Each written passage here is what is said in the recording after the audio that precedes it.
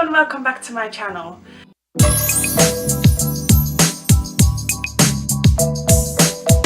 thought I'll start a new series on my channel where I go back to the basics and share my knowledge on things that I think are almost like a foundation, and I don't mean it in the makeup term. I mean like the foundation of the knowledge that you need to have, or you should have, when you do makeup. I thought I'll start with brows because of how many products have come out these days to do your brows. There's a lot more question and a lot more room to make mistakes. So I'm going to discuss quite a lot of aspects. It might be a long video, I'm sorry. I will try and add timestamps in the description box, so check out that if I succeeded or not. Every aspect that I'm going to discuss kind of intertwines with each other. I did make some notes because there's actually quite a lot. So what you have to consider is obviously your face shape and what suits you. Not everybody suits a very high arched brow. Not everyone naturally has the face shape to suit a straight brow. You might look very evil with something like that, so do consider what effect you're going with. Obviously, looks is a very subjective subject. If you like very arched brows but it doesn't necessarily suit you, then that's fine, you do you. You want a brow that's as flattering as it can be for your shape, for the look. This is quite an important one. If you have a really small lid, I don't. I have a fairly big lid. Some people have small lid space, and you can maximize that lid space by either shaving your brows off. I mean, Jeffree Star, even, what's her face? Anyway, even Jeffree Star can rock a no brow look, and yeah. You know, some people just suit it, and you can always draw them back on. So you can even consider shaving yours completely off. I, for the longest time, shaved my arch completely off because I really wanted a high arch. Did I just call this arch? No, I shaved my tail off, the tail of my brow off, to have a high arch.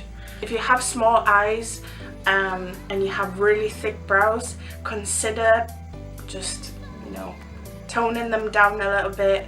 Very heavy brows can make you look very tired and very, you know, make your eyes look smaller, and you just don't look as awake as you can when you've got like a balanced amount on your face. There's many ways to shape them. You can pluck them, get them threaded, get them waxed. You can wax them yourself if you know how to. For your first time, maybe I would consider going to see a professional. They will advise you on the shape that's good for your face, and they will know how to do it. But if you want to try it out yourself, rule is to go from the side of your nose. So I would go from the tip, the side of your tip of your nose. So that's roughly where your brow should start. And then from there, if you put it at an angle and put it in front of your pupil, that's where your arch should be. And then if you go further down and hit it on the outside corner of your eye, that's where your tail should be. So that's how you do your brows. If you want to pluck them, don't over pluck them because they don't grow as fast. Some brows just never grow back. On the other hand, if you do kind of over pluck them, don't panic. It is hair at the end of the day, and it will grow back. It just might take a little while. The shapes of the brows are arch, straight, circular. You can have thick brows, thin brows, feathered brows. They can look bold, they can look natural. You can carve them out with concealer, but you don't always have to. And let's talk about the products. The products available, at least from what to the best of my knowledge, are powder, wax, gel, the cushion, pomade, ink. I think I probably missed out on some of them, but you get the idea. There's a lot of products. I would consider pencil. Oh, that's what I forgot. Pencil. I would consider pencil the easiest and the most beginner friendly. Then maybe powder. Pomades and cushions are a little bit more, I wouldn't call them, you can use them if you're a beginner, but you're very likely to make a lot more mistakes at the beginning. However, practice makes perfect, and if you carry on practicing, you will achieve the look that you want. I'm just gonna talk about my brows a little bit, because obviously I don't have a model that I can possibly show you what I mean. I'm going to zoom it in a little bit so you can see my brows a little bit better. So my brows, I'm actually quite happy with my brows. I currently like both the shape and the length of my hair. A lot of people don't trim the top because you do kind of tend to brush them to the side, but I do like to trim them so they fairly even at the top. This brow I would consider to be my better brow. This one, as you can see, is a little bit more sparse in some areas, especially on the tail part. I've got another mirror there, that's why I'm looking.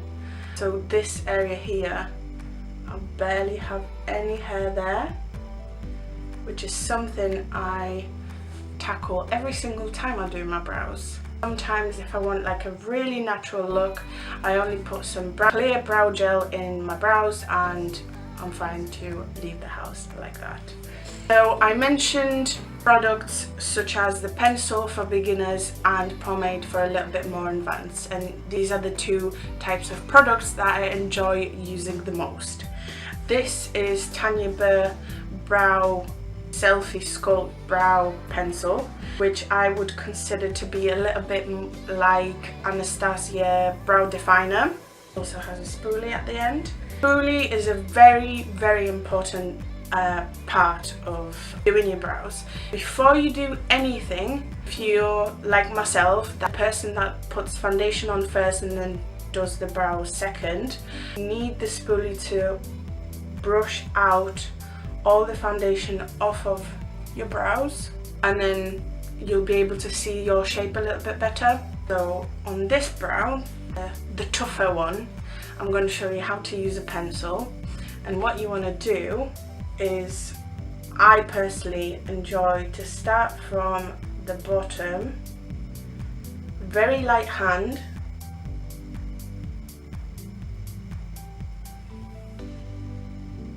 and then I go from here, from the inner part of my brow, and almost draw like a line up to my arch.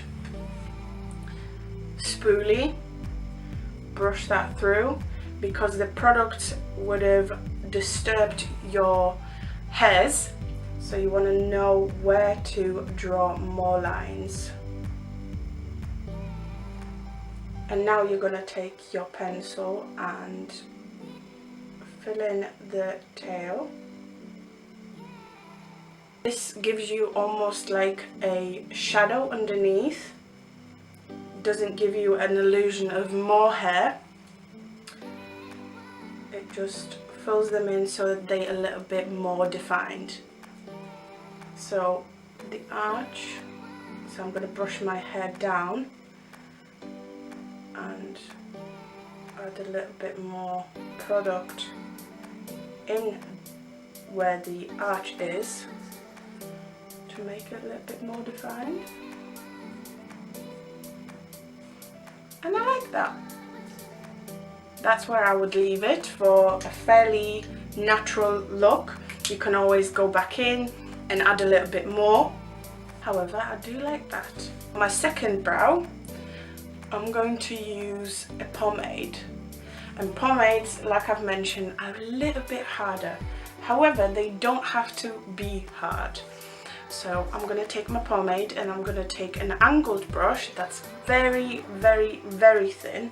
I've also actually bought a like a nail set, and I found this tiny little brush here. I think I might give it a go. You just need the thinnest brush possible, because what I personally like to do with a pomade to still make it look like it's not drawn on. It's not a bad look to have. You can always do that if you want to. I just still like to have that almost natural brow effect. So what I like to do is draw individual like hairs in, kind of like this brush. However, it's very small, so I'm going to go back to my regular angled brush and do the same thing. So I'm basically drawing almost like individual hairs in, and because this is angled, it's quite easy to do that. At the front, the same as on this brow, I'm going to define the underneath and blend it. I'm going to take my spoolie and brush my brow through. I'm going to brush my brow down now. Take a little bit of the pomade, and you don't need to stab it really hard, you only need it at the very end. And I personally like to reapply the pomade onto the brush quite often. And now I'm drawing individual hairs to make my arch a little bit thicker.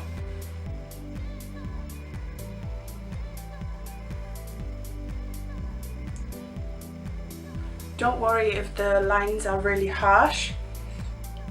You can always take your spoolie and brush the brow.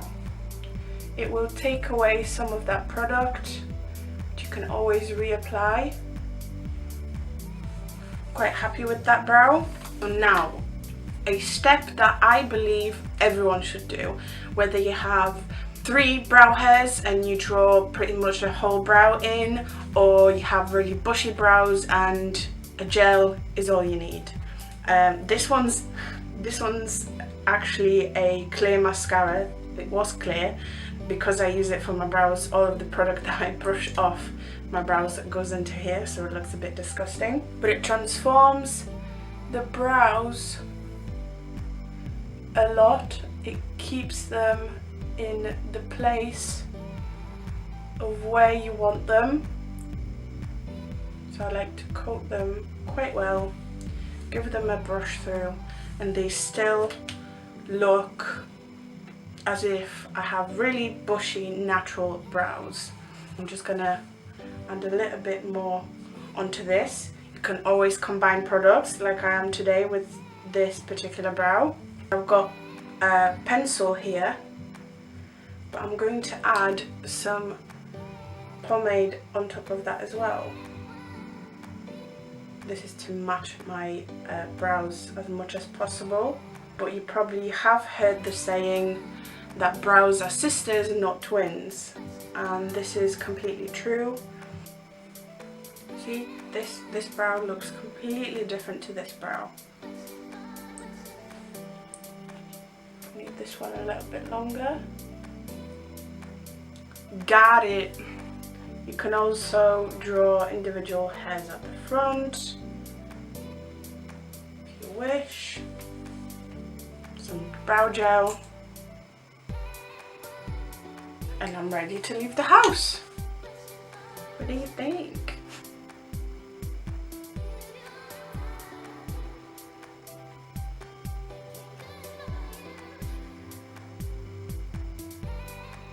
If there is any type of video that you would like me to make, leave me a comment down below. Let me know if you have enjoyed this introduction to brows and what I think about brows, and a little guide of how to use a pencil and a pomade.